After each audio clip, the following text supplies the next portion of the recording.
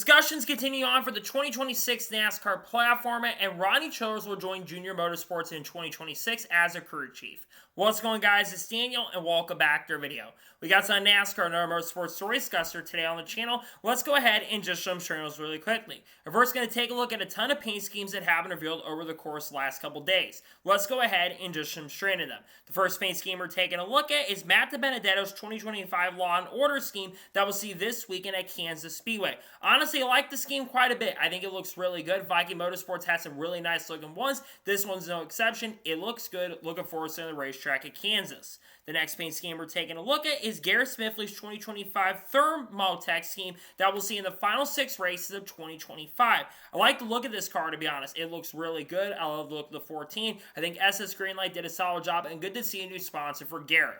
The next paint scheme we're taking a look at is Kyle Sieg's 2025 Audio Vision schemes that we'll see on Saturday at Kansas. Looks solid in my opinion. I like the colors on this car. RSS Racing did a solid job. I like this car quite a bit. The next paint scheme we're taking a look at is Ryan Preece's 2025 Minute Rice scheme that we'll see this weekend at Kansas. I like the simplicity of the scheme, to be honest. I think the colors work out very well for this one. It does look really good. It does look solid. Looking forward to the racetrack this weekend at Kansas. The next paint scheme we're taking a look at is Daniel Dye's 2025 Fox Factory scheme that we'll see this weekend at Kansas Speedway. I like the look of this car. I think it does look solid for sure. I love the Freedom stuff they've got on it. I do like the colors. It looks pretty good. The next paint scheme we're taking a look at is Justin Allgaier's 2025 Brent Wheat scheme that I believe we're going to see this weekend at Kansas Speedway. The theming around this Brent car makes a lot of sense. With them being out of Kansas, you have a lot of wheat in that area, so it makes a lot of sense to bring that kind of on the car. I think they did a really good job on the sponsor utilization as well. The next paint scheme we're taking a look at is Christopher Bell's 2026 DeWalt scheme that we'll see in 2026. The biggest thing I noticed, it looks like there's going to be a new logo for Joe Gibbs Racing for their 35th year. I do think they did a pretty solid job, very similar to one they had in 2025 except the decal, but I do think it looks alright. The next paint scheme we're taking a look at is Daniel Suarez's 2025 Freeway Hispanic Heritage Month scheme that I believe we're going to see this weekend at Kansas Speedway. I like the different look of the Freeway Insurance car this time around. I've been a big fan of the Freeway Insurance car that Suarez had for the last couple of years, but I think this one actually looks pretty good, and I like the look of it overall, in my opinion. Next paint scheme we're taking a look at is Carson Osovar's 2025 Classic Collision scheme that we'll see in 2 Cup Series races in 2025, including in a couple weeks at Las Vegas Motor Speedway. I like the look of this car. I think it does look pretty good. I think the Spire did a solid job on this one. Kind of looks like some of the Ryan Blaney schemes we've seen in the past. I do think it looks pretty good. The next paint scheme we're taking a look at is Tony Breidinger's 2025 Overplay scheme that we'll see in a race later this year in 2025. Kind of looks similar to one that Todd Gilliland's had this year, very similar one that Austin Green's had. I believe it's the first time that Overplay has sponsored Tony Breidinger this year. I do think the colors on this truck do look alright.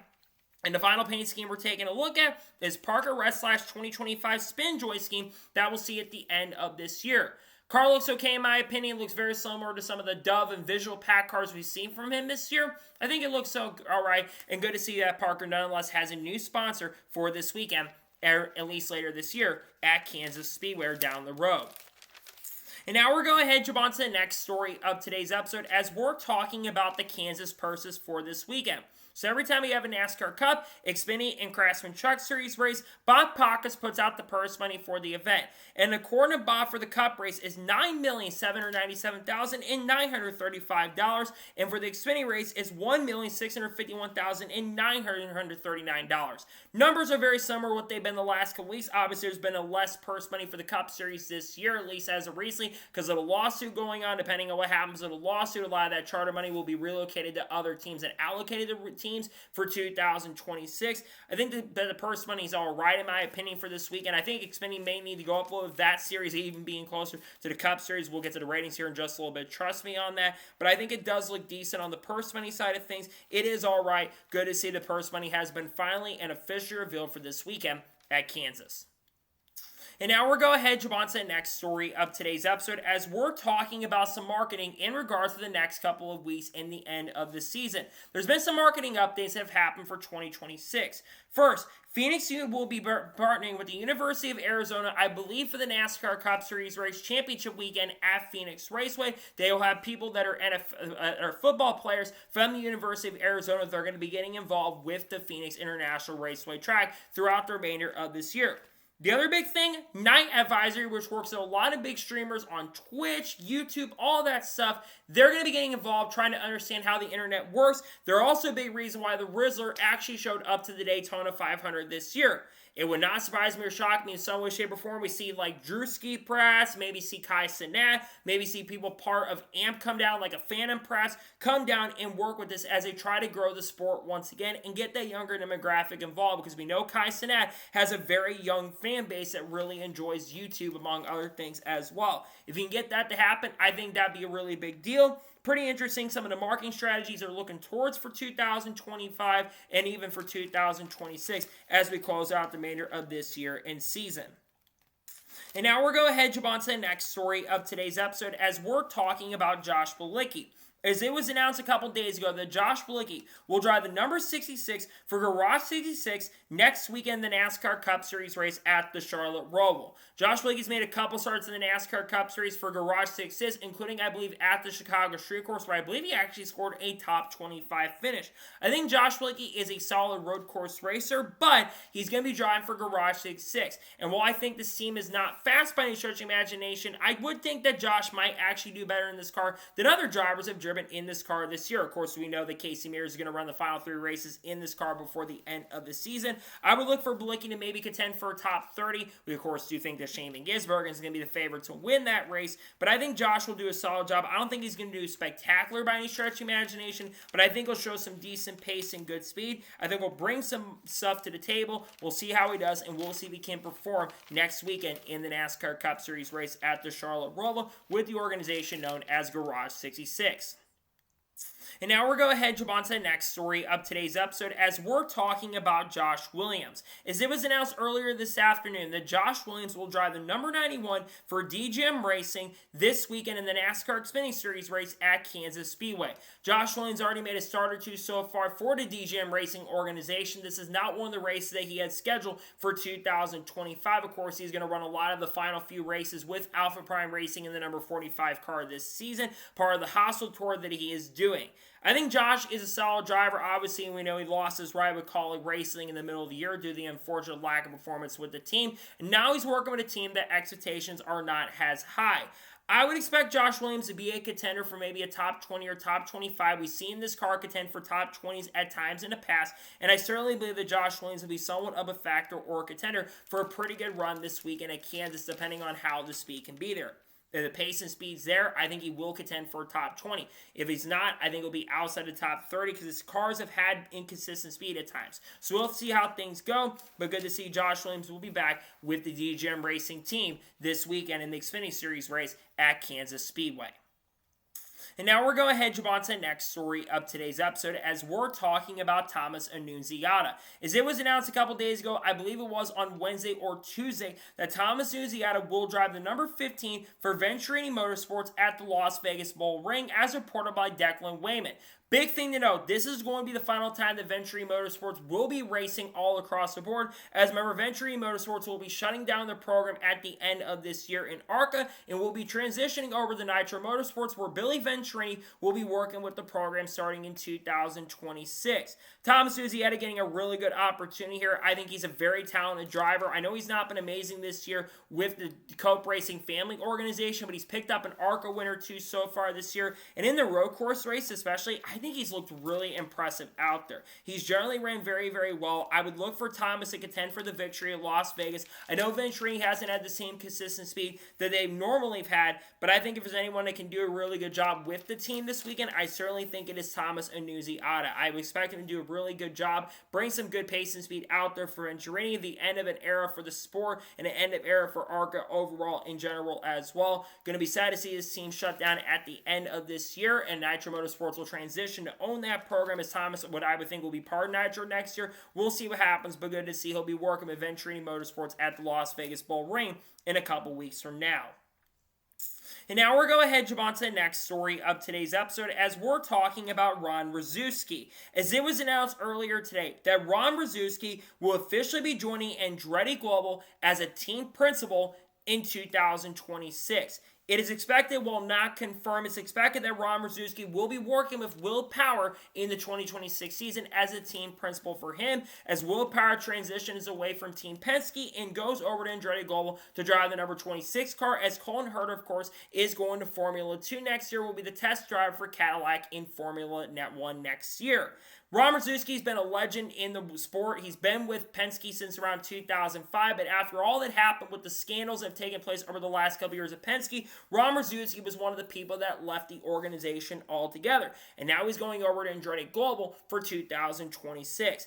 I would expect Ron Ruzewski and Will Power to get up to speed very, very quickly. Because we've seen it with Will Power. I think Will Power is still really, really talented. And we know that those Andretti cars, especially at the street courses with like Kyle Kirkwood, for example, we know they've been really fast and really, really strong. Now, I would expect Ron Ruzewski going over there with some of the Penske prowess they've had in the past. I would look for this team to actually be good. Plus, you got Michael Canny, who's going over there with Dale Coyne Racing, announcing a partnership recently to work over there with Andretti Global. I would expect Ron Ruzewski and this team to really get up to speed and show some good stuff. So we'll see what happens in 2026, but I think there's some really good stuff on the way for this team and program, and I think Ron Ruzewski will do a solid job, and I look for him to do a good job as a team principal for Andretti Global next year. I think he's going to bring a lot of really good information to the program, and I think a lot of good things are going to come for this organization in the 2026 IndyCar year and season. And now we're going ahead to move on to the next story of today's episode as we're talking about Jack Harvey. As it was announced earlier today that Jack Harvey will join Dreyer Reinbold Racing for the 2026 Indianapolis 500. He is expected to drive the number 24 car for the organization. While nothing's been announced and confirmed for the other Dreyer Reinbold car, many think there's a good chance and possibility that Ryan Hunter-Reay will be back once again also for the 2026 Indy 500 as well. Jack Harvey's had some flashes of brilliance when it comes to racing IndyCar, but for the last year or so, for the most part, outside of the Indy 500, Jack Harvey has been a pit reporter for Fox Sports this year, and many are expecting that he'll be back with them once again in the 2026 IndyCar year. But this is a really good opportunity for Jack Harvey to work once again with Dreyer Reinbold Racing. They, of course, are going to be focused on working with Cusick Motorsports and Indy NXT next year, and they're going to be able to use that information to really build up the program for next year. And I would expect, since they're focusing fully on the Indy 500 like they've done for many, many years, I think Jack Harvey could be competitive because the Chevrolets have looked really, really good at Indianapolis Motor Speedway. There's been no Chevrolet in the final knockout qualifying round in quite some time, and they generally do run pretty well at this track. Jack, I believe, got a top 20 finish or something like that in last year's Indianapolis 500, or this year's Indy 500, I should say.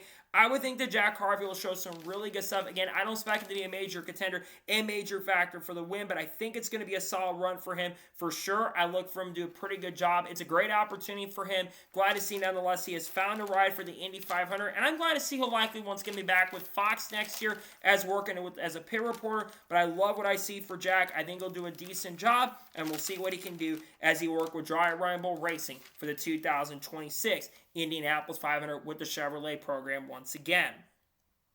And now we're going ahead to move on to the next story of today's episode as we're talking about Christian Horner. As it was confirmed on Monday morning that Christian Horner is officially leaving Red Bull Racing effective immediately. Now, Christian Horner, of course, is no longer the team principal at Red Bull Racing, but he still had a contract with Red Bull Racing through the remainder of 2025. And I believe he also might have had a contract with Red Bull through 2026 as well. According to Sky Sports Formula 1, it has been reported that apparently Red Bull is paying $100 million for Christian Horner to leave the program effective immediately. Trust me, if you're being asked to leave for $100 million and maybe 100 million euros at this point, I would take that and leave and run and go find a new organization to work with. Obviously, Red Bull Racing's had a lot of major shakeups as of late. Lawrence McKee, who was working over with the AlphaTauri team, with the Visa Cash App Racing Bull team, he's now gone to work over Red Bull, and they've won the last 2 Formula One races in a row, and it seems like Red Bull is starting to find their pace and speed once again. They've lost a lot of their big names over there, and they're looking to try to build that program up once again. For Christian Horner, I don't know what the plan is for him for 2026 at this point. I don't know what the situation is with Ferrari right now. Maybe he goes over to work with Ferrari and work with Fred Vasseur, perhaps take over the position from Fred Vasseur, but I think Fred Vasseur has done a pretty good job over there. Maybe he goes to like Alpine perhaps and works over there, or maybe he transitions to a different sport. Like, I don't know, coming over to IndyCar perhaps. Maybe going over to NASCAR. Hey, maybe give me the crew chief for Kyle Busch. Who knows at this point? But I think it's a big no nonetheless that Christian Horner is leaving Red Bull. He had been there pretty much since the beginning, around 2005 and 2006 when the program came into play. He was, of course, I believe, a former driver in the past as well. Says they to see him leaving Red Bull with all the accusations on other things that have kind of happened behind the scenes. It's not the most shocking and surprising news, sadly. Big news nonetheless, though, that he will officially be leaving Red Bull Racing effective immediately and won't be the organization even behind the scenes going forward. In a pretty big deal, in my opinion. And now we're going ahead and jump on to the next story of today's episode as we're talking about Dennis Hauger. As it was officially announced and confirmed, I believe on Monday or Tuesday, that Dennis Hauger will join Coyne Racing in 2026 in IndyCar. While number was not officially announced and confirmed, many, and I think it's likely the number will be number 18 or the number 19 in 2026. It was also announced and confirmed as well that there will be an alliance between Andretti Global and Coyne Racing for the 2026 season as well. He's expected, I believe, also to work with Michael Cannon in 2026, which is a really, really big deal. Now, Dennis Hauger, of course, was full-time in Indy Lights in 2025 and had an unbelievable and great season. Put together one of the best seasons we have seen in Indy Lights history. Many were expecting that Dennis Hauger was going to move up to IndyCar in 2026. Initially, we all kind of thought he'd be going over to Andretti Global to drive the number 28 car for next season, but it was confirmed by one of the higher-ups at Andretti that basically Marcus Ericsson's contract does go through the 2026 year. So if you are Marcus Ericsson, you are basically needing to perform very well because there is a potential chance and possibly in the future that Dennis Hauger could end up full-time at Andretti Global instead of just being with the satellite team of Coyne Racing. But this is still a really big deal. I think Dennis Hauger is a really incredibly talented driver who I think is going to show a lot of promise and a ton of potential in his races in 2026 with the program. I also would expect that Romain Grosjean more than likely is going to be the teammate with him next year. So the all Andretti rejects are going to end up over at that program in 2026. But I'm excited for Dennis. I think he's going to be really competitive, and I think he's going to be really strong. And I think we'll have some really strong runs in 2026 with the program. Excited to see what it can do with the team in 2026. And now we're going ahead and jump on to the next story of today's episode as we're talking about Brenden Queen. As it was announced on Monday afternoon that Brenden Queen will drive the number 11 for Kaulig Racing this weekend in the NASCAR Xfinity Series race at Kansas Speedway. Brenden Queen made his first start in the Xfinity Series a couple weeks ago at Bristol Motor Speedway, and we kind of had really high expectations of Brenden considering how dominant he's been in ARCA this year. And unfortunately, the first race for him at Kaulig in Bristol did not go very, very well. But I think Brenden will have at least a little bit of a better run this time around. This also fuels a lot of the rumors and speculation about him potentially being full-time with Kaulig Racing's Truck Series team in 2026. I think Brendan's going to have a really strong opportunity to be really fast and competitive. I would expect this car to contend for maybe a top 15 or top 20. But this isn't the same Kaulig that we had like in 2021 and 2022. But I think especially with his past experience at Kansas, I think he won the Kansas race earlier this year, I'm pretty sure, in ARCA. So I think he'll be the favorite to go out there and pick up the win and get it done. I look for him to be strong. I look for him to show some pretty good pace and speed. I think it's going to be a good opportunity for him to see what he can do this weekend with the Kaulig Racing team. It's a great chance, and this will give him an opportunity to see what he can do as he does get prepared to be potentially full-time in the NASCAR Truck Series next year with Kaulig, as they will go to Ram. We'll see who else ends up also going over there in 2026 with the Kaulig Racing organization. And now we're going ahead and jump on to the next story of today's episode as we're talking about 2011 Front Row Motorsports and the NASCAR lawsuit, as we've had a little bit of a slight update in regards to the 2011 and Front Row Motorsports lawsuit. As reported by Bob Pockers a couple days ago, I believe it was on Tuesday, that 2011 and Front Row Motorsports have filed a joint motion to allow professional jury or trial consultants and mock jurors to see information, Now, all these jurors, as expected, will sign NDAs, also known as non-disclosable agreements. What this means is that the people that are selected for the jury cannot share any of the information that is presented from both sides. I saw some people saying, oh, they're really, really confused about both sides working together. In this situation, this is normal when it comes to court proceedings. If you've known anything about law, among other things, you know this is generally how things work. This is not a massive update, but this is still a really big deal if you're following the 27 and Front Row Motorsports lawsuit. Obviously, of course, the trial is not too far away. The trial will take place in about 2 months from now on December 1st, though the trial will not end, at least probably likely until the end of the year, and it could go into 2026, depending on how many days it exactly goes. There is also likely going to be a counterclaim happening between NASCAR, depending on if they dismiss that counterclaim. That is due going into October, and Judge Kenneth Felt, I believe, is also expected to hear that coming up very, very soon. How the judge determines how things go on that front, that is still to be determined right now at this moment, but I think that this lawsuit is going to have some really big announcements happening around it, and I think some people are going to like what they hear, and there's some people that are going to not like what we hear. We saw some of the gold codes, among other things, that were revealed not too long ago, and I think a lot more information is going to continue to be released as we do get closer to the trial officially happening at this point. So we'll see how things go in regards to this situation. Of course, driver contracts are in play here for people like Bubba Wallace, Tyler Reddick, Noah Gragson, Todd Gillen, Corey Heim as well, among other drivers at this point. So we'll see how things go, but we've got more information on the lawsuit Michael Jordan is involved in. I think it's a little bit of an update, but not a massive update, as that trial is in about 2 months from now, and it will be a big trial going forward. I think it's going to be something to watch out for as well. And now we're going to head jump on to the next story of today's episode, as we're talking about Kevin Harvick and his comments on Kyle Busch. Now we're going to talk about Kyle Busch losing his crew chief here, as his crew chief moves on here in just a short little bit. But I first want to react to comments that Kevin Harvick made on the most recent Happy Harvick podcast. We all know Kyle Busch had an awful run at New Hampshire Motor Speedway. He qualified around 30th in the race. He fell back throughout the event early and was running on 35th to 34th on speed early in the race and went a lap down. Now, he did recover, I believe, to finish inside the top 30, but that was one of the worst performances that we have seen from Kyle Busch in the NASCAR Cup Series, and one of the worst performances we have seen from a champion like that in quite some time. And Kevin Harvick had his own thoughts about the situation. He says, look, there have been times where I've hated Kyle Busch and not gone along with Kyle Busch over the years. I hated him at points, and I didn't want him to have success. But over the years, me and Kyle Busch have gone to work on a really good working relationship in recent years. And he says, I can't imagine things continue to go out like this, and major changes do need to be made with the program. He wants Kyle Busch to be better and get better on the track as well. I think what Kevin Harvick said is pretty much spot on.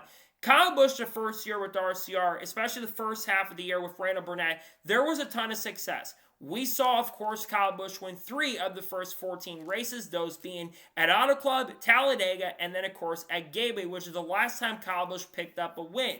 Then we've been seeing some of the cracks, and Kyle Busch has definitely been struggling a little bit. I think him not adapting to the next-gen car has definitely played a little bit of a role for sure, because not having that adaptation toward that, I think has definitely played somewhat of a role on that for sure. But I think you look at RCR in general, they are really struggling right now on consistent performance. They have not been that good in recent years. They're known for having just good drivers, but their equipment, when they don't have the best drivers out there, they don't run very, very well. When they lost Kevin Harvick, they weren't amazing in 2014. Yes, Ryan Newman did get a win with them in 2017. And yeah, Tyler Reddick got some wins, but it really depends on who you have in your pipeline and your talent pool.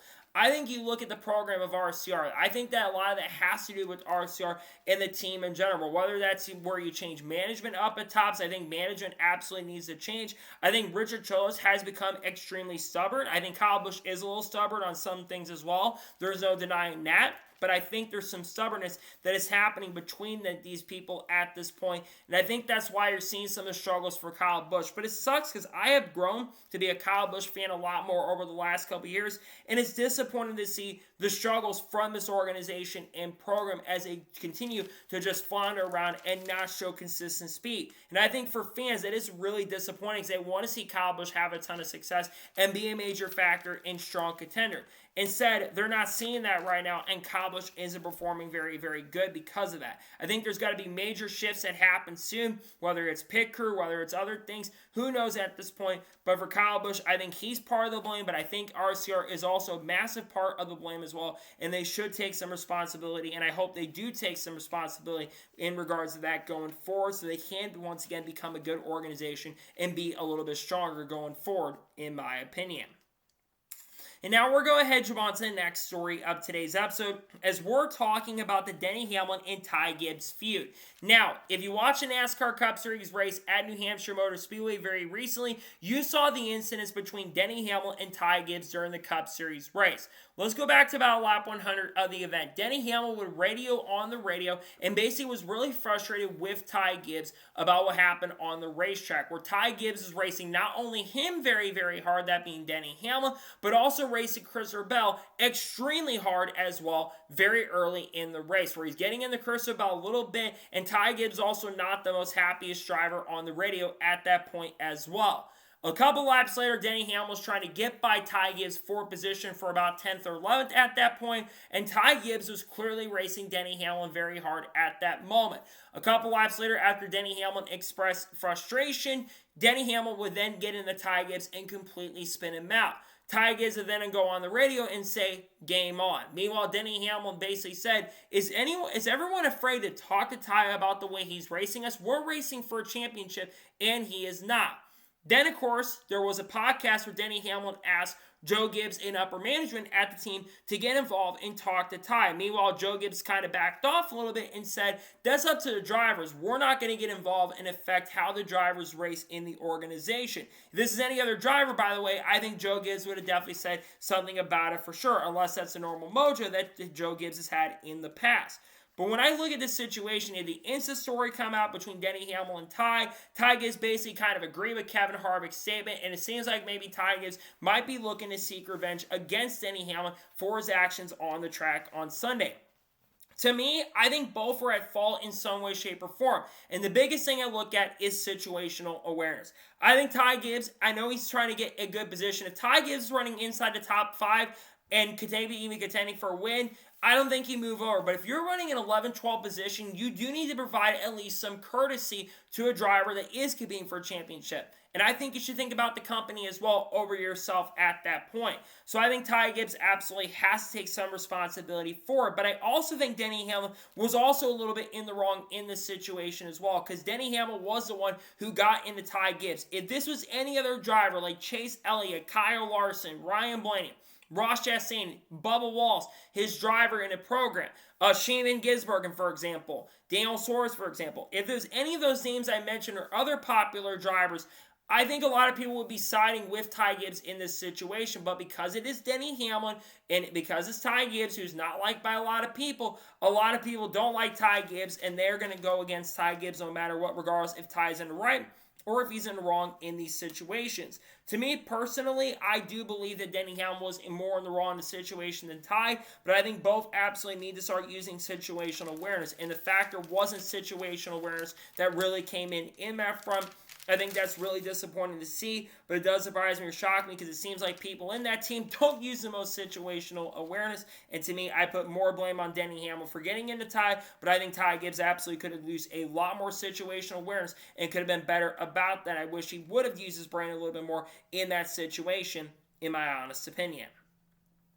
And now we're going to head on to the next story of today's episode, as we're talking about Corey LaJoie.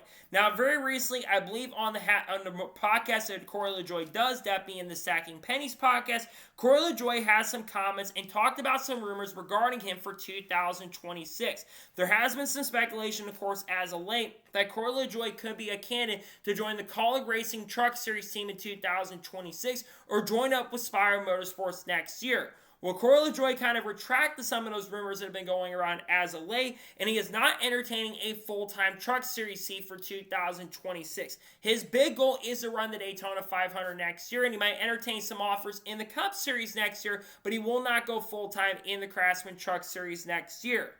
I saw these comments from Corey LaJoie, And I definitely am very frustrated with these comments for Corey because it seems very similar to what he said at Daytona Media Day earlier this year, where he basically said, I don't want to race in front of 12 people in the grandstand, and I want to race on Sundays, and that's my goal at this point. He could have just said, I'm not interested at the moment in going down to the NASCAR Craftsman Truck Series full time. I still want to be a NASCAR Cup driver. And that's all good and dandy. The problem I think Corey LaJoie is failing to realize right now is there's not a really good Cup Series ride available at this point. You could go back to Spire and drive the 7 car, but I don't think the 7 car is available. It's either going to go to Justin Haley, or it's going to go to Daniel Suarez, or it's going to go to Ricky Stenhouse Jr., or someone in the Chevrolet camp. It's not going to go to Corey LaJoie because of his struggles in that 7 car a couple years ago.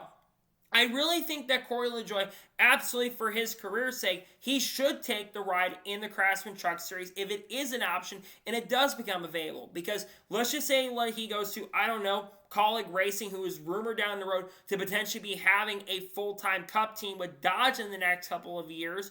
Why not take that chance? Because if Dodge sees you perform very, very well, they can rotate you within and put you with the Kaulig Racing team in the number 10 car. There you would get a really good opportunity. And what frustrates me too about this is Corey LaJoie, in the 4 races he's ran in the Craftsman Truck Series so far this year, he has 3 top 10 finishes. He's been extremely consistent. If you had, like I said, if you had a chance and opportunity to join up with a good Truck Series team that could really project your career and move your stock back up in the NASCAR market, I take that chance instead of trying to go down and race in the Cup Series with a team like Rick Ware, whose future always seems to be in question on their performance. I just think that this is a pretty bad call from him, a little bit of bonehead move by Corey LaJoie, if you ask me. And I personally think for Corey LaJoie, again, if you have the chance and opportunity to join up with a team like that, I take that chance and go with them for next year. So we'll see what happens in regards to Corey. Again, it sounds like he won't be full-time with any program right now. He'll only be part-time. Maybe he's got an Amazon deal for next year. Who knows? We'll see what happens, and we'll see what goes on for Corey LaJoie. But he won't be entertaining a truck ride at this point, which to me, I don't understand, and I don't think it really makes sense. It's not the best thing that can happen. I think it's not a good call for him, in my opinion. And now we're going to jump on to the next story of today's episode as we're talking a little bit silly season. Now, we're going to talk about the Rodney Childers and the number 1 car here in just a short little bit. But there's been some new tidbits that have come out very recently in regards to some silly season stuff in the NASCAR Xfinity Series. Let's first begin by talking about some reports that came out from Bob Pockrass earlier today. First, beginning with Team Penske and Spire. There has been a lot of rumors and a lot of speculation that Penske and Spire could form NASCAR Xfinity Series teams for the 2026 year. Obviously, Haas Factory Team will not be a Ford team in 2026. They are going to be switching over to Chevrolet in 2026. And we've been wondering what team could go to Ford and be the factory Ford team in 2026 because RSS Racing is expected to be going over to a new manufacturer next year, according to reports. There's been talk about Penske being that program coming back down in racing and Xfinity. However, it sounds like, according to Bob Pockrass, Team Penske will likely not have an Xfinity Series program or an O'Reilly Auto Parts program in 2026. Same thing, according to Bob, goes for Spire. This one we've kind of known at this point right now. Spire Motorsports has been a little bit more off the table at this point. There have been rumors that they were looking to maybe swap, where like Kaulig would basically go where Spire was in trucks.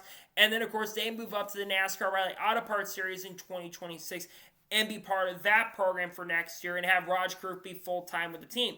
Trust me, we'll get to that here in just a little bit. But for Spire Motorsports, it would make a lot of sense. They haven't been in Xfinity in a couple years at this point. The last time we were in the Xfinity Series or the O'Reilly Auto Parts Series was when Carson Osbar drove for them before he, of course, went full-time in the Cup Series in 2024, and will be back with the team in 2026. I look for this to be a very big move, and we'll see what happens there. But I think Penske and Spire may be off the table. It's a shame to see they're not going to be in because you need competitive rides and competitive seats. I think that has a lot to do with Carson Quaffle, who we're going to talk about here very, very soon on that front. But we'll see what happens there. The other big one is talking about the one in the 88. It was confirmed today, of course, that the number 1 car will be a split ride for 2026 between Carson Quaffle and Connor Zolch. The number of races was not disclosed today, but of course, Rodney Childers will be the crew chief of the number 1 car next year. As for the number 88, it sounds like it will not be just one driver getting behind the wheel. My best guess is it's going to be split between multiple different drivers. There have been rumors and speculation about Raj Karuf potentially being a candidate to join up with this team in 2026. Obviously, there's a lot of talk that Raj is going to be back with Spire Motorsports in the Craftsman Truck Series next year. And I'm still leaning toward that he will be full-time in the series next year once again, but making a few select starts in the number 88 car. There has been talk also about Daniel Suarez going over to the 88 car in 2026, but now there's a lot of talk as well about perhaps him going over to the 7 car for Spire Motorsports next year in the Cup Series and staying in the Cup Series at this point, which Daniel Suarez is going to bring a lot more notoriety and a lot more fame to that team. But I think Justin Haley deserves another year in that car. So could we see Daniel Suarez go down and drive the 88? That is certainly a possibility. And I'd also see maybe some Cup Series guys from Hendrick Motorsports working with the number 9 car. There is talk of Corey Day potentially going over to Junior Motorsports. There's, of course, been rumors about them fielding a full-time seat for Corey Day next year. That would not surprise me or shock me, but I think that's also a little bit of an unknown at this point. But if, let's say, Raj and Daniel Suarez end up over here next year, that'd be a really good move. Someone talked about Connor Hall, like myself, though he is linked over to the Kaulig truck team for next year, as he's expected to move up. Outside of that, do you move Nick Sanchez in the program? Do you get Parker Reslав in the team? Depending on the funding they got, who knows at this particular moment in point, but I do believe that there is going to be some big movement happening on that front in the not-so-distant future, and I think that you're going to see some big moves happen with Spire, Penske, and Junior Motorsports. I think there's some other big things that are going to be in the works here very soon, and we'll see how things end up going in regards to that and what happens with these organizations for the 2026 NASCAR year and season, especially for the lower series going into 2026 as well. And now we're going ahead and jump on to the next story of today's episode as we're talking about the New Hampshire TV ratings from this past weekend. And honestly, they're absolutely atrocious. As reported by Adam Stern earlier today, USA got a 0.7 rating and 1.29 million viewers for Sunday's Cup Series race at New Hampshire Motor Speedway.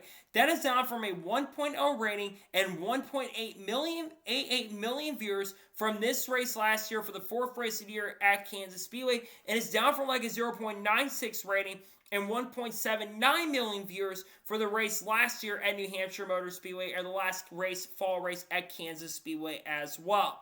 This, if I'm not mistaken, is the least watched points-paying race that was scheduled on time, at least in the modern era, and for sure since I started watching all the way back in 2007. These numbers, just to put this in perspective, the Formula One race at Baku, which happened at 7 in the morning, or 6 Central Standard Time, 1.1 million average tuned in, and it peaked at 1.4 million viewers. This number for the NASCAR Cup Series race is absolutely unacceptable, and it's not a good look for NASCAR in my opinion. The fact that not even 1.3 million on average tuned into the event.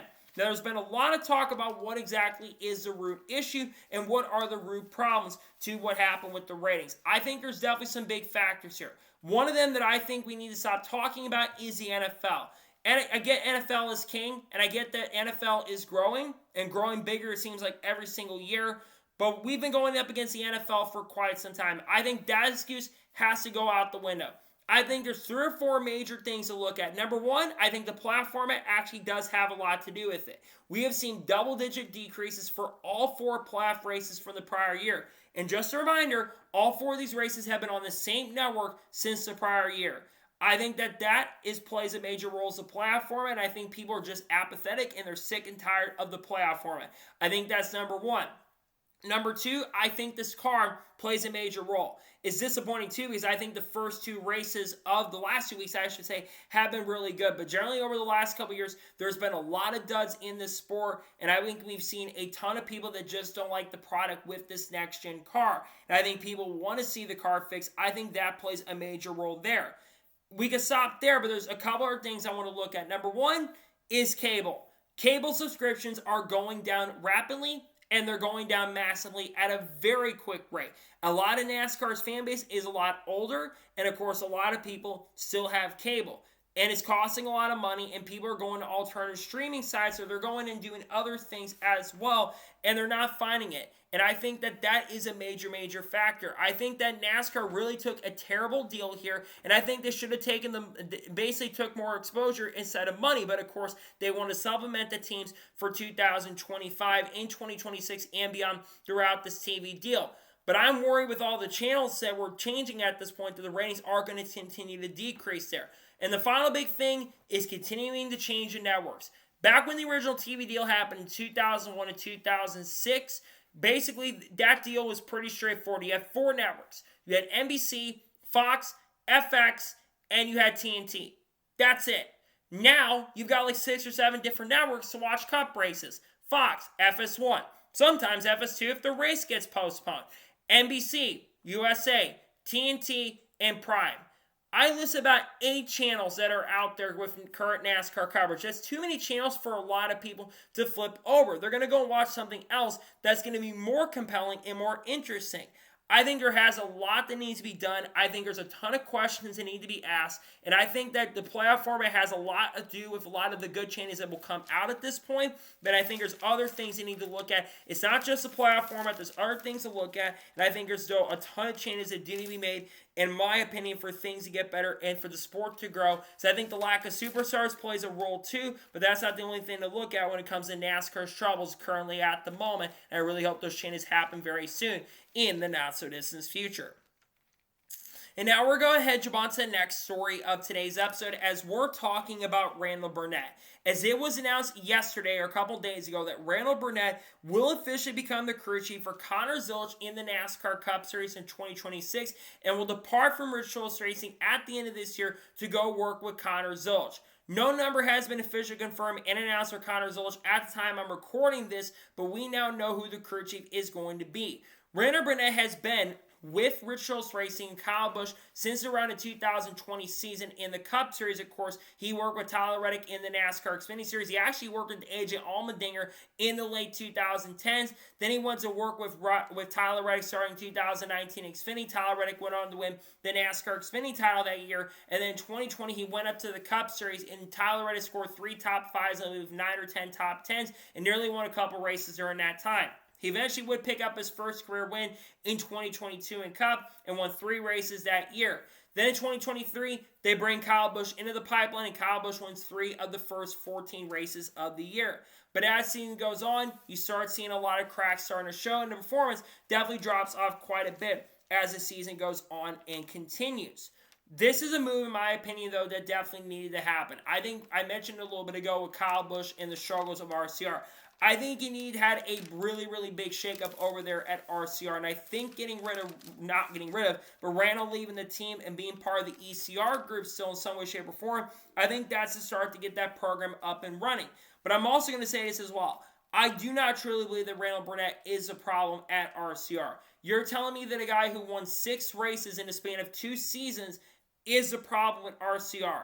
I get that RCR was ahead and they caught up quite a bit, but I do believe that you have to look at that. I do believe that Randall Burnett is not the biggest problem over there. I think some of the blame has to go to Kyle Busch, sadly. Again, I talked about this. Kyle Busch has not fully adapted to this next-gen car and has really generally struggled with this next-gen car. And I think that has hurt the 8 team there. But I think it's not all on the crew chief or the driver. Sometimes pairings also don't work out very, very well, and sometimes those pairings really, really struggle.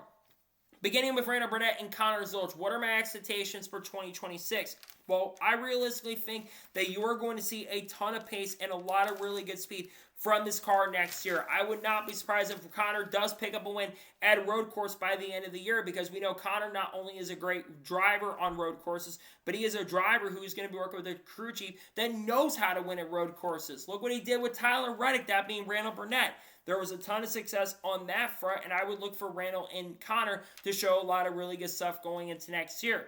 The other big thing to look at is who will be the crew chief for Kyle Busch. We were all hoping it was going to be Rodney Childers. That, of course, is not going to be the case, as he'll work, of course, next year in the NASCAR Xfinity Series or the O'Reilly Auto Parts Series.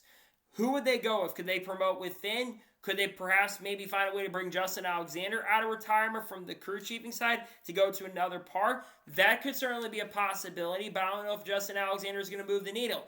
I don't think Andy Street is going to move the needle. I know people talk about him because he's not full-time with anything at this point, but I don't think Andy Street is really going to move the needle. Some will say Chad Haney. I don't think so at this point. A couple YouTubers have brought up some really good points, and Scott Zipadelli coming up would be a very interesting move. I've heard Scott Zipadelli might be saying, though, in the Craftsman Truck Series to work with Caden Honeycutt, who is expected to go, of course, to Tricon Garage in 2026, but they're still unknown, and nothing's been officially confirmed at this point if that truly is going to end up happening. So I would absolutely love to see like that happen where Scott Zipadelli goes over there, but I think it's most likely going to be someone from within the team and program who is very likely going to end up, in fact, working with that in 2026. But again, for Kyle Busch, he's going to have a new crew chief next year. Again, I think things need to shake up as obviously Kyle Busch is in his final year with the team right now, and many think that next year could be the last year for Kyle Busch at RCR. Some of it even speculate he could retire at the end of 2026, which I think is certainly a possibility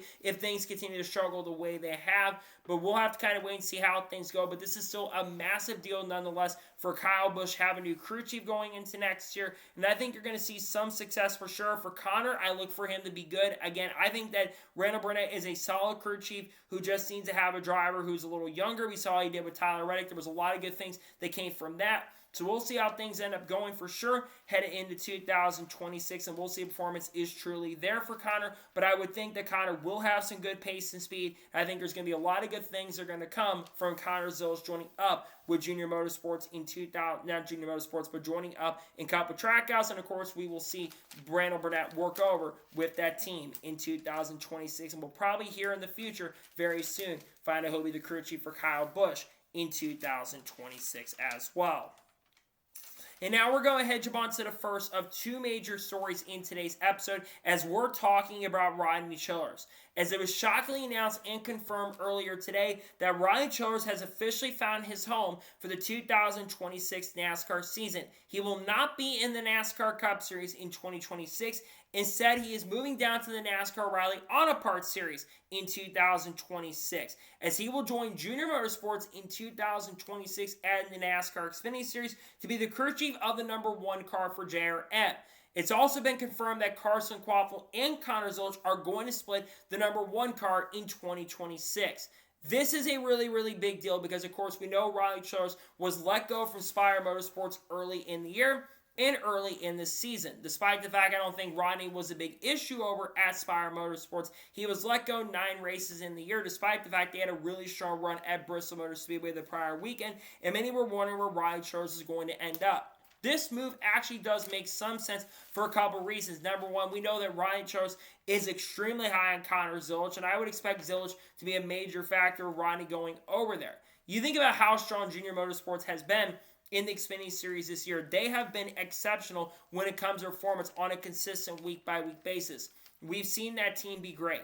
We have seen guys like Connor Zilch go out there and dominate and win. Connor's picked up 9 wins in the Xfinity Series this year and has a really good chance this weekend at Kansas to get that 10th win of the year. And is what, like 4th or 5th win in the last 6 races or something like that. He's just been on a different level throughout the year. And Marty Lindley's a good crew chief, which again, I would expect Marty Lindley to stay in the NASCAR Xfinity Series this year, or next year I should say, probably with Junior Motorsports at this point. Probably same thing goes for Andrew Overstreet according to reports. But going back to the other side of things, the big thing to look at here is how many races exactly is the split going to be between Carson Quaffle and Connor Zilch. I do think there's going to be a pretty big split here. I don't think Connor Zilch is going to run a majority of the races. I would expect probably for all the non-road courses, more than likely, you're going to see Carson Quaffle drive the car, and then probably all the road course races, some other special races as well. I would expect you'll probably see Connor Zilch in that car for those races. But majority of the races, I would expect Carson Quaffle to drive. There's been rumors, of course, like I mentioned earlier, about potentially Carson Quaffle looking to work with Team Penske in the future. This could lead to some of the truth of those rumors that have been going around, but I think there's still a little bit unknown what's going on that front as well. We'll have to wait and see what happens there. But I think we all talk about Rodney Childers. While he's not been, again, as effective in the next-gen era as he's been in other things, he's had a lot of success in Cup competition. I think he's won 40 or 41 Cup Series races as a crew chief. He won a ton of races with Kevin Harvick, of course, from 2014 to 2023, including winning a NASCAR Cup title in 2014. And then, of course, before that, he worked with drivers like David Rudema, who he got 2 wins with. In 2009 at the Coke 600, and in 2010 at Chicagoland Speedway. He worked with Brian Vickers. Brian Vickers would get a win with Rodney up on the helm of the box at a track like New Hampshire. And then, of course, he's worked with other drivers like Scott Riggs. And he's been close with Carson Quaffle in the past as well. I really like this move for Rodney to go over there and work with the Junior Motorsports team next year. He is a really awesome and a really solid crew chief and just a guy who knows what he's doing when it comes to working on a race car. And I think he's going to do an exceptional and really good job with JRM next year. We mentioned this earlier. Obviously, some unknowns is going on with the remainder of the lineup for next year. For Carson Kvapil, this is disappointing that he will not be full-time because Carson Kvapil is actually fourth in legitimate points, and I know he's been the only Junior Motorsports driver who has not picked up the win so far this year, but I'll be real and honest, he probably should have a win already in 2025. He has been that good this season. He's been very strong, had a couple really good races like Circuit of the Americas, and I think he absolutely deserves to be full-time. But unfortunately, it comes down to sponsorship and it comes down to funding. If you don't have a ton of sponsorship and you don't have a massive amount of funding, you very, very likely will not have a ride and you will lose your seat or you will be relegated to being a part-time driver. Look at Brett Moffitt, for example. It could also lead to that Penske rumor we've talked about already where Penske is rumored to potentially have a program once again in Xfinity or the O'Reilly Auto Parts Series. I think that is something to certainly look at as well for sure. But I think for Rodney, I'm excited to see that he's working with JRM. I absolutely believe that these two young drivers who, I'm just saying, down the road of Carson and Rodney don't continue with JRM, they could find a ride in a really good position in the 2026 year and 2026 season as well. So we'll see what happens in regards to that, and we'll see where Carson ends up going if he doesn't end up at JRM in 2027. We'll have to wait and see the rest of the lineup. Obviously, Justin Allgaier and Sammy Smith are confirmed to be the two full-time drivers for the team. We probably are going to have a lot of all-star cars next year, so Xfinity might end up getting weaker. Expectations are, I think Connor Zilisch is going to win, and I think you'll see Carson Kvapil get at least a win or two in 2025. So we'll see what happens, and we'll see if performance is there, but I think nonetheless it's a really big deal and pretty big and awesome that Rodney Childers is found to see. We'll still have to wait for some other crew chiefs to be announced for that team, and we'll see what the number is for Connor Zilisch also in the Cup Series next year as we do get closer to that as time progresses and goes on and goes by. And now we're going ahead and jump on to the final major story of today's episode as we're talking about the NASCAR playoffs and the NASCAR playoff format as well. So there continues to be a ton of discussion in regards to the NASCAR playoff format for the 2026 season, as there's a lot of talk that there is going to be some pretty big changes that are coming to the format for 2026. One of the big rumors that's been going around at this point is that the format likely will be a 3-3-4 format, cutting out one of the rounds going into next year. Instead of having a one-race championship, will likely be a four-race championship in 2026. But most recently on the teardown, Jeff Gluck and Jordan Bianchi discussed about what they've heard in regards to the playoff format for 2026, as Jeff Gluck, of course, is on the committee for the playoffs at this point. Now, according to what he's reported, there's been a new wrinkle that has come into play as well. According to Jeff Gluck, NASCAR TV partners NBC have told NASCAR in recent meetings they don't want to be part of the decision on the new format for 2026, and they don't want to get involved in any way, shape, or form. There's also a lot of talk as well about potentially a full season is still on the play, and it's not out of the complete realm of possibility that a full season format could come back. In fact, earlier today, in mentions from Jeff Gluck speaking to People, he basically said that there is growing momentum around a potential return of the full season format in the future, and it seems like as more of our voices continue to be heard in regards to the format for next year, a full season format is not out of the realm of possibility going into 2026. But NASCAR sounds like more than likely is still going to continue having a playoff format going into 2026. Most likely the format I mentioned a second ago, that being a 3-3-4 format that's been rumored at this point. Well, I do think a 3-3-4 format is certainly better because they're going to get a little bit more of a sample size. It still is not going to fix the growing issues that we have right now in NASCAR. Obviously, of course, with TV, though, no longer being involved with the decision-making, which, again, I still think TV will be involved in the same way, shape, or form. I can't entirely believe that. I do trust Jeff Gluck a lot more, believe me, on this, but I don't think that TV is going to be completely out of it altogether. I still think TV is going to have a say about it, but judging by the fact they probably have seen the declining TV ratings, how much money they spent on this deal, they're probably not happy with the big TV ratings drop they've seen as of late, and I think that's a pretty big reason why they've gone ahead and dropped out of the conversations for the playoff format at this point. But that being said, in regards to this, I want to continue to get my thoughts on the playoff format. The reason there is a lot of talk about changing this playoff format in the first place is because this current playoff format is way too complicated. You've got so many things that go on with this current playoff format. You've got all the playoff points, among other things, which we'll get to that here in just a second.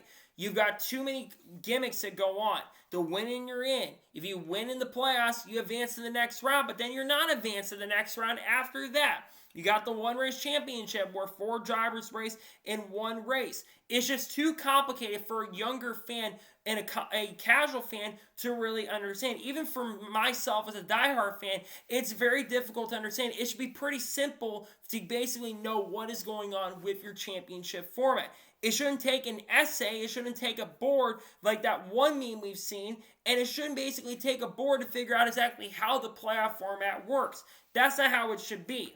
Now, obviously, one thing that's also been discussed, and it's on the table according to Jeff Gluck, is basically going by seeding for the playoff format instead of having all the playoff points, among other things, as well.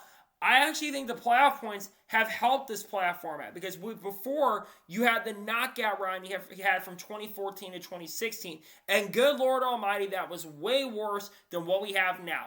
Now still sucks, don't get me wrong, but I think that was still a major, major issue. And I think playoff points have actually helped a little bit, kind of helped a little bit with this kind of stuff. If you get rid of playoff points, I think you're going to have major issues. And obviously, there continues to be a lot of talk about a championship 6, according to Jeff Gluck, which, again, a championship 6, you're going to be watering down the championship even more. If you have 6 drivers competing for the championship, people bring up, well, what about 1992?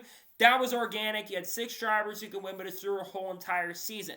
I still am more, though, when it comes to this platform, I am 1,000% hoping that we do go back to a full season format. I think the full season format is truly the best way to go with it. Now, obviously, TV, among other things, is going to have at least some say potentially on it, which, again, I think, while, yes, TV should maybe have a slight say, surprised that they're not even really going to have a say at all. If that is true, that is definitely shocking. But I truly believe that there have to be major changes to the system because this sport right now is not in the best position. I think the playoffs are not actively growing the sport. The goal originally when the playoff format came in 2004 was to try to make the racing product hopefully better and create a lot more storylines. But it was brought up tonight by Auto Racing Analytics on the NASCAR Weekly podcast. He brought up and mentioned that when you have all these rounds that are going on, you can't create storylines. That is 100% true. When you keep resetting, you can't build storylines. Look at Formula One, for example. They have a full season,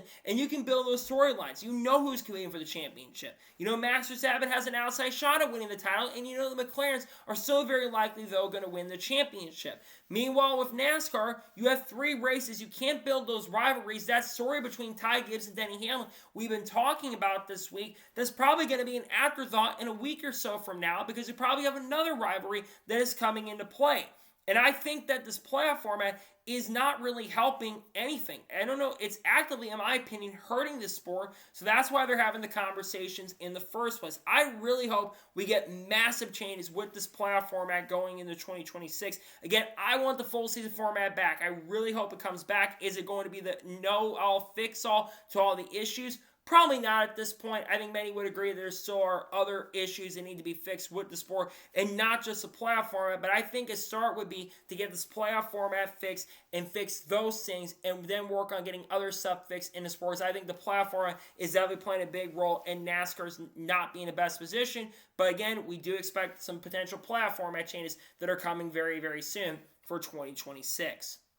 So, that is today's long NASCAR news and motorsports news episode. I want to thank you guys for watching. Please subscribe to the channel, notifications on so if I have any video does go live on my channel. Follow me on Facebook and Instagram and support me on Patreon as well. Let's get some more of that and comment your thoughts below on today's episode. What do you think the playoff format should be for 2026? Leave your thoughts in the comments below. And what are your thoughts about Rodney Childers joining up with Junior Motorsports? Do you think that one car will win the Owners' Championship next year? Leave your thoughts in the comments below. Later today, I'm probably going to have an announcement video on something big that's coming in the next couple days. Then on Friday, we're going to have a 2027 NASCAR silly season predictions more than likely. And then on Saturday and Sunday, we'll have reactions to NASCAR Xfinity Series and Cup Series races. Not sure if we're going to do reactions to Cup qualifying. I might do that. Who knows at this point? We got a lot of content coming on people like Haley D and Shane Gisberg, Carl Edwards, Kurt Busch, Kyle Busch, Paul Wallace, Ross Chastain, Sheldon Crate, Sam Mayer, Frankie Muniz, Kyle Larson, Chase Elliott, Ryan Preece, Cletus Avron, Dodge, Ram, Eric Almirola, you name it, Connor Zostino, Swerves, Red Bull, all the good stuff we'll talk about on the channel in the coming days and weeks as well. So anyways, like I said, I want to thank you guys for watching today's episode. I'll see you guys next time for more great, awesome NASCAR content, other motorsports content on the channel like this. Take care, buddy.